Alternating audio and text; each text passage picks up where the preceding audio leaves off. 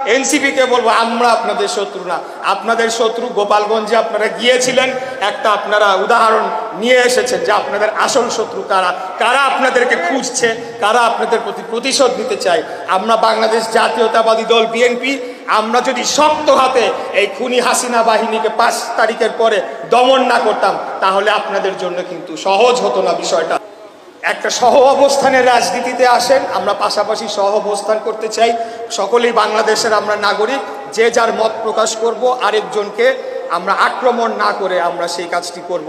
তাহলে আমি মনে করি যে আগামী দিনে একটা হিংসা বিদ্বেষের বদলে একটা ভ্রাতৃত্ববোধের রাজনীতি আমরা গড়ে তুলতে পারবো, যেটা আমাদের জন্য অত্যন্ত প্রয়োজন।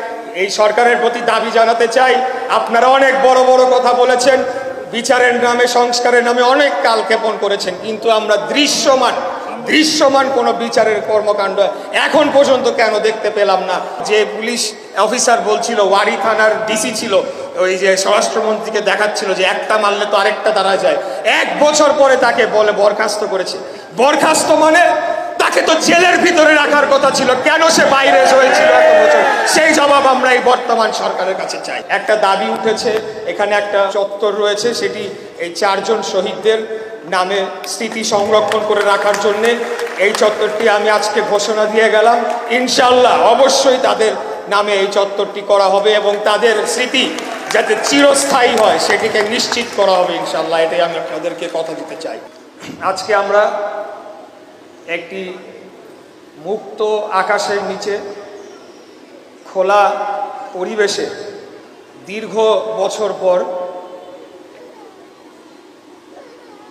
আমরা আলোচনা সভা বা রাজনৈতিক কর্মকাণ্ড করতে পারছি। সেটার জন্যে আমাদেরকে প্রথমেই গত জুলাই আগস্টে যে সকল ভাইয়েরা বোনেরা শহীদ হয়েছেন তাদেরকে গভীর শ্রদ্ধা ভরে স্মরণ করছি। আমি বিশেষভাবে স্মরণ করতে চাই শহীদ তৌহিদুল ইসলাম, শহীদ ইকরাম হোসেন কাউসার, শহীদ জিহাদ হোসেন এবং শহীদ ওমর ফারুক, যারা এই কলেজের ছাত্র ছিলেন। জুলাই আগস্ট গণ অভ্যুত্থানে তারা সক্রিয়ভাবে অংশগ্রহণ করেছেন এবং তাদেরকে খুনি স্বৈরাচারী ফ্যাসিস্ট ডাইনি হাসিনার রক্ষী বাহিনী, খুনি বাহিনী নির্মমভাবে গুলি চালিয়ে হত্যা করেছে। তাদের রক্তের বিনিময়ে, তাদের জীবনের বিনিময়ে আজকে আমরা এই স্বাধীনতা আমাদের ছিলই, স্বাধীনতা আমরা ফেরত পেয়েছি। আমাদের স্বাধীনতা 1971 সালে মহান মুক্তিযুদ্ধের মাধ্যমে একটি স্বাধীন বাংলাদেশ প্রতিষ্ঠা করা হয়েছিল। খুনি স্বৈরাচারী ফ্যাসিস্ট হাসিনা এবং সন্ত্রাসী আওয়ামী লীগ এবং নিষিদ্ধ ছাত্রলীগ